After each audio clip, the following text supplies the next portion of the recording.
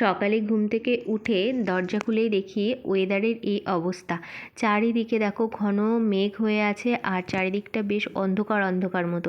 সকালবেলা উঠে যদি দেখি এরকম ওয়েদার, একদমই ভালো লাগে না মনটা। বিশেষ করে শীতকালে যদি এরকম ওয়েদার হয়ে থাকে না, ভীষণ মেজাজটা গরম হয়ে যায়। যাই হোক, good morning everyone, welcome to my channel Mitali's blog Kolkata. আমার আবারও একটি নতুন ভিডিওতে তোমাদের অনেক অনেক ওয়েলকাম। নিত্যদিনের কাজ যতই হাজারো শরীর খারাপ থাকুক না কেন, তোমাকে করতেই হবে। আজকে হঠাৎ করে, আজকে না মানে গতকাল বিকাল থেকেই আমার প্রচণ্ড ঠান্ডা লেগেছে এবং জ্বর জ্বর অবস্থা, বিছনা ছেড়ে একদমই উঠতে পারছিলাম না। অ্যাকচুয়ালি ওয়েদারের কারণে এখন চারিদিকেই এই প্রবলেমটা হচ্ছে, কিন্তু কি করব বলো। সকালবেলা সোয়াককে দুধ খাওয়াতে গিয়ে দুধও খেয়ে নিয়েছে, বাট খানিকক্ষণ পরে দেখলাম বমি করে দিল। যাই হোক, ওরও শরীরটা বেশ কদিন ধরে খুবই খারাপ চলছে, মানে একদমই ডাইজেস্ট হচ্ছে না কোনো খাবার।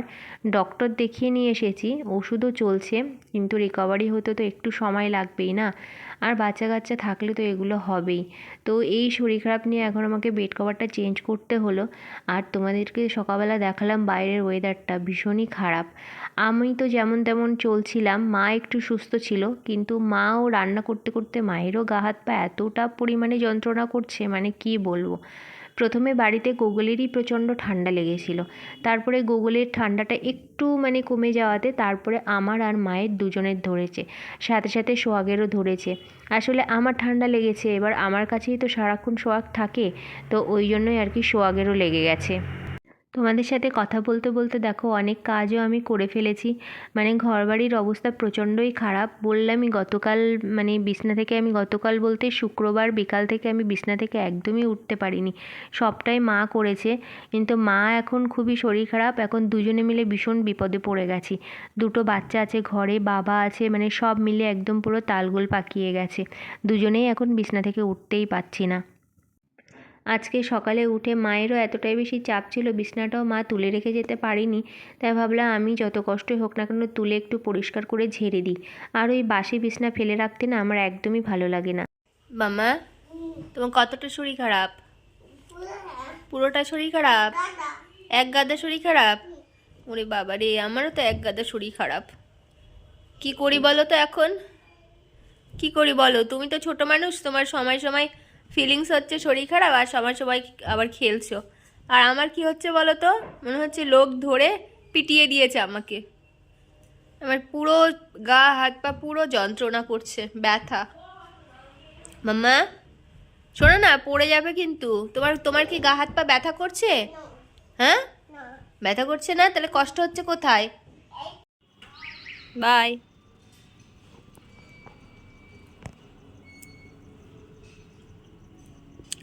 গুগল এখন যাচ্ছে টিউশন পড়তে। 6:30 মতো বাজে এখন।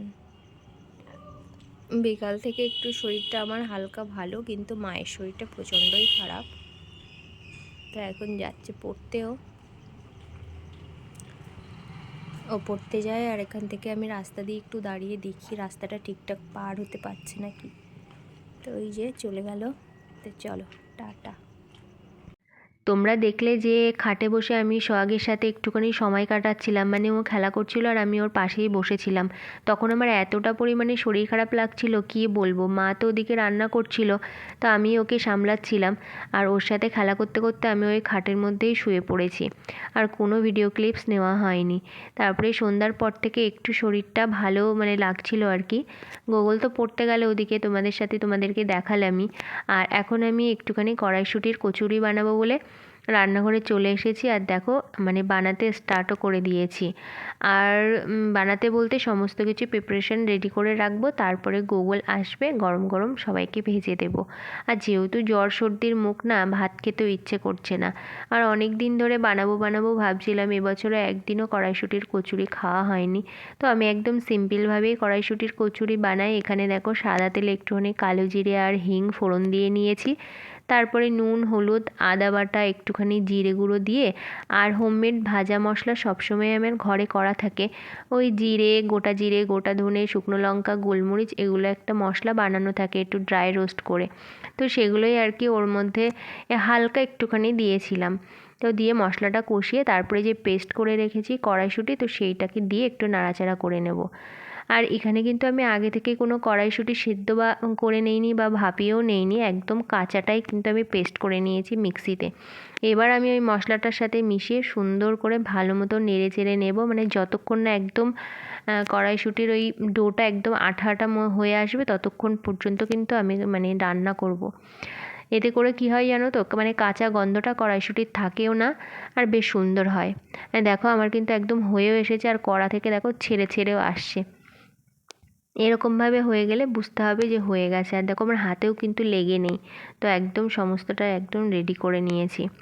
আর এদিকে দেখো আমি একদম সমস্ত মানে ময়দাটা মা মেখে দিয়েছে, আর তার মধ্যে ডোয়ের মধ্যে আমি সমস্ত পুর ভরে রেডি করে রেখেছি। গোগল আসলে তবেই কিন্তু গরম গরম ভেজে সবাইকে খেতে দেবো। আর এগুলো ঠান্ডা একদমই খেতে ভালো লাগে না। আর এই কড়াইশুঁটির কচুরির জন্য আলাদা করে কোনো তরকারি আজকে আর আমি বানাতে পারিনি। দুপুরবেলা সয়াবিন আলুর তরকারি ছিল, তো সেটা দিয়েই আর কি খেয়েছি আমরা সবাই। আর দেখো কি সুন্দর ফুলেছে, এত সুন্দর কড়াইশুঁটির কচুরিগুলো হয়েছিল না, কি বলবো তোমাদেরকে। তো যাই হোক, এটা খেয়েই সবাই আমরা আজকে রাত্রেবেলা ঘুমিয়ে পড়েছিলাম। তো চলো আজকের ভিডিওটা এই পর্যন্তই রাখছি। কেমন লাগলো অবশ্যই কমেন্ট করে জানিও। আর যারা আমার এই ভিডিও আজকে প্রথম দেখছো বা নতুন, তারা অবশ্যই কিন্তু আমার চ্যানেলটাকে সাবস্ক্রাইব করতে ভুলো না। টাটা।